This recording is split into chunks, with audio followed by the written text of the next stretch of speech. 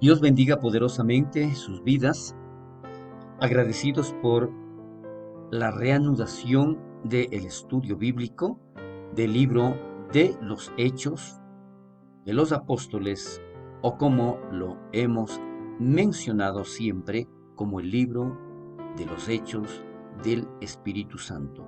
En esta ocasión vamos a seguir con el capítulo 13 en su cuarta parte y revisaremos los versículos 6 y 7 que se menciona al procónsul romano en Pafos. La palabra de Dios dice: y habiendo atravesado toda la isla hasta Pafos, hallaron a cierto mago, falso profeta, judío, llamado Bar Jesús, que estaba con el procónsul Sergio Paulo, varón prudente. Esto es una parte de los versículos antes mencionados, pero es importante describir el escenario en donde se desarrolló todo esto. Pafos era una ciudad que estaba ubicada a la costa oeste de Chipre. Era conocida por su inmoralidad. Aquí Bernabé y Saulo enfrentaron una combinación de inmoralidad y oscuridad espiritual que era común en todo el mundo pagano del Imperio Romano, pero en esta ciudad, en este sector, era aún más pronunciado la inmoralidad. Pafos era infame por su adoración a Venus, la diosa del amor sexual.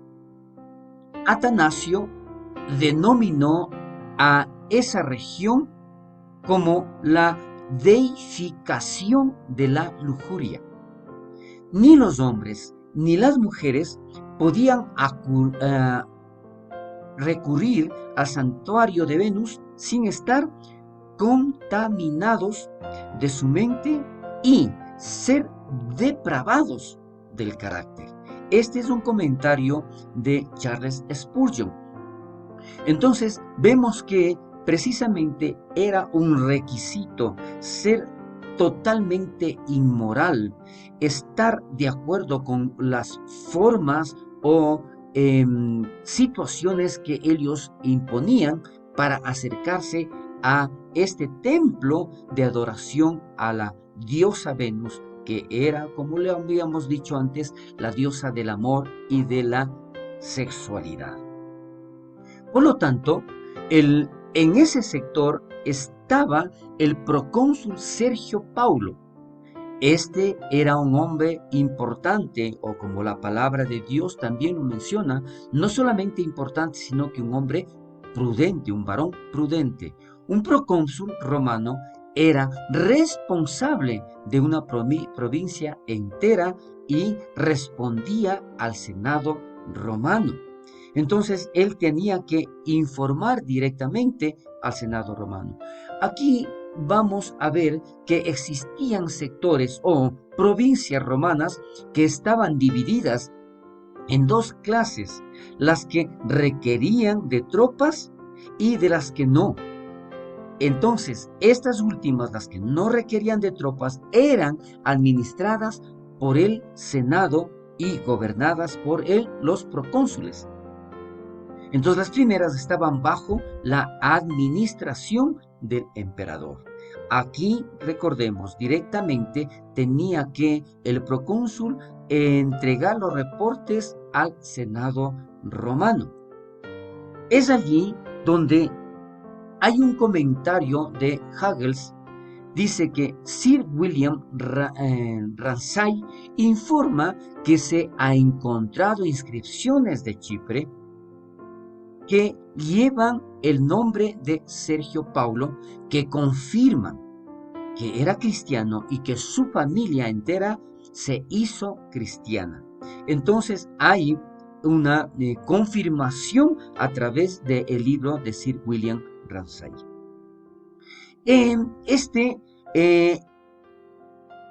hombre, este procónsul llamado Sergio Paulo, hizo un llamado, y según lo indica la palabra de Dios, Dice, llamando a Bernabé y a Saulo, deseaba oír la palabra de Dios. Mire qué importante aquí donde se abre una puerta de una autoridad en un lugar tan inmoral. Mientras ministraban en Pafos, probablemente de la misma forma yendo a las sinagogas, porque eso no lo especifica la palabra de Dios, y presentando a Jesús, se abrió esta puerta inesperada. El procónsul deseaba oír la palabra de Dios. Entonces, aquí vemos exactamente que en los versículos adicionales, entre el 8 al 12, se produce una resistencia de Elimás el mago. ¿Qué implica esto? Aquí vamos primero a ver quién era este Elimás el mago. Pues así se traduce el nombre que está en la palabra de Dios, como Bar Jesús. Pablo recibió oposición de un hombre llamado Elimás. Su verdadero nombre era Bar Jesús y lo declara en este libro de Hechos que habíamos visto anteriormente, en el mismo capítulo 13 que estamos estudiando, en el versículo 6. ¿Qué significa? Hijo de Jesús. Pero Lucas, el escritor del libro de los Hechos, no podía soportar llamarlo así. Él no estaba de acuerdo y es por eso que utiliza, ¿no es cierto?, el significado de este nombre, Elimás el mago. Entonces, Elimás, que era algún tipo de consejero del procónsul, intentó frustrar los esfuerzos misioneros de Bernabé y Saulo. Entonces, esto se produjo, hubo una oposición, pero aquí es donde nosotros no debemos sorprendernos o perturbarnos por la oposición que pueda existir. Tal es así, ¿no es cierto?, que hoy por hoy existen también oposiciones para que nosotros prediquemos la palabra de Dios. Entonces, donde quiera que haya posibilidades de un gran éxito, se encontrará tanto la puerta abierta para predicar la palabra como la oposición y la adversidad. Si no hay adversarios, si no hay oposición, nosotros debemos empezar a tener cuidado, a temer que no habrá éxito. Aquí vale la pena recordar algo referente a una frase que se puede aplicar a lo que estamos hablando. Esta frase dice, recuerde que la cometa no se eleva con el viento, sino en contra de él. Entonces, cuando hay oposición es porque la palabra de Dios está causando efecto, se está elevando y está tocando corazones.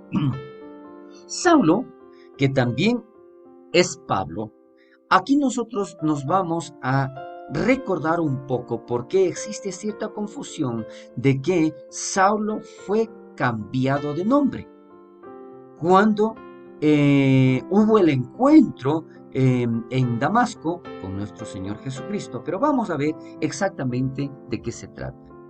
En sí, el cambio que Saulo sufrió fue en lo espiritual. Era común para la gente de aquel tiempo tener nombres que eran similares, aunque diferentes, de acuerdo con el lenguaje o la cultura de donde se encontraban. Ciertamente, a Saulo le fue dado el nombre de Saulo, un nombre judío, después del primer rey de Israel. Pero su nombre romano era Pablo, que significaba pequeño, y se escuchaba similar a Saulo. Por lo tanto, aquí no existe cambio de nombre, sino simplemente mencionado en relación a lo judío o lo romano. El padre de Saulo, este es un comentario también de Lenski, que dice, el padre de Saulo le dio al niño un nombre romano y latino porque era ciudadano romano. con todos los derechos que esto conllevaba en el Imperio Romano. El niño tenía ambos nombres desde la infancia. Cuando su padre lo llamaba y le gritaba, lo decía Saulo. Pero cuando le hablaban los niños griegos con, con los que jugaba, le gritaban Pablo, Pablo. Entonces, en ningún momento fue cambiado, simplemente fue utilizado en base a donde él se encontraba o quién lo mencionaba. Aquí, dentro de todo esto, adicional, también tenemos que ver lo que el Espíritu Santo hizo a través de Saulo o de Pablo. Dice la palabra de Dios que Pablo, lleno del Espíritu Santo, dijo, oh, lleno de todo engaño y de toda maldad, refiriéndose a Elimas el mago. Pablo, usando el discernimiento espiritual y operando en el don de la fe, reprendió a Elimas y pronunció el juicio de Dios sobre él y dijo, y serás ciego. Cuando Elimas quedó ciego, no podemos evitar pensar que Pablo recordaría su propia experiencia con Dios. Pablo quedó ciego en su conversión cuando iba camino a Damasco. Esto está escrito en el libro de los Hechos, capítulo 9, versículo 9. Ciertamente, aquellos que resisten a Dios son ciegos espirituales. Así que Dios le dio a Elimas una ceguera física que igualaba su ceguera espiritual. Tristemente, nunca escuchamos que Elimas se arrepintió como lo hizo Pablo. De esta manera, aquí nosotros podemos ver que esta resistencia de Elimas el mago fue precisamente en donde se manifestó el poder del Espíritu Santo a través de Pablo. Entonces, el procónsul, viendo lo que había sucedido, creyó. Pero aquí nosotros tenemos que hacer un énfasis en base a no solamente lo que sucedió, sino lo que escuchó de parte de Bernabé y de Pablo. Una cosa es querer cometer suicidio espiritual, pero nunca es bueno derribar a otros contigo. Si quieres renunciar a las cosas de Dios y amargarte en tu corazón contra Él, esa es tu decisión. Pero es un gran pecado hacer caer a alguien más contigo, ya sea con tus palabras o con tu ejemplo. Es importantísimo ver aquí cómo en realidad nosotros tenemos que darnos cuenta que lo importante que nosotros hacemos es, si en realidad creemos en Dios, tenemos que predicar la palabra de Dios. Pero si hay personas que no lo creen, por favor, no lleven con ustedes a personas inocentes. Las palabras más severas de la Biblia, Antiguo y el Nuevo Testamento, están reservadas para aquellos que se interponen entre los hombres y la verdad, para aquellos que se interponen entre los hombres y Dios. Este es un comentario que lo hace Morgan. Definitivamente es algo que no puede darse. Maravilloso es lo que sucede aquí, la doctrina de nuestro Señor Jesucristo. Aquí es importante leer esto.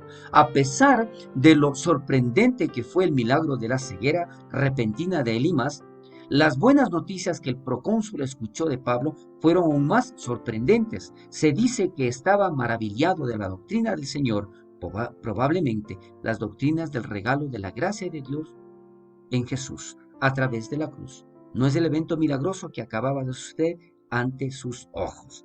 Por lo tanto, lo importante es el poder del Espíritu Santo a través de la predicación de Pablo y Bernabé que convencieron aquí a el procónsul. Seguiremos con nuestro estudio en la siguiente reunión. Bendiciones y hasta pronto. Que el Señor bendiga poderosamente.